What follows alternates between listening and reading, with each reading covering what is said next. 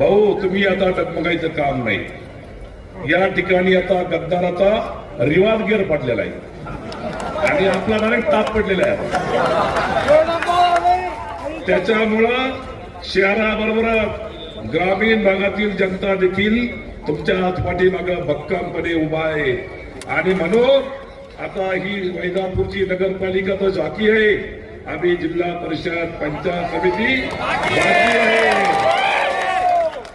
या विजय सभेच्या निमित्तानं मी गद्दाराला आवाहन करतो की तुमचा भाऊ जरी 6.5 मताने या वैजापूरच्या शहराच्या नगर अध्यक्ष पदाच्या निवडणुकीत पराभूत झालेला असेल तर तुम्ही तुमचं प्रेस्टीज वापरून तुमच्या भावाचं नाव आता ग्रामीण भागात घ्या आणि महालगाव सर्कलमध्ये माझ्या विरोधात तुमच्या भावाला उभा करा। तुमचा चॅलेंज मी स्वीकारला आहे।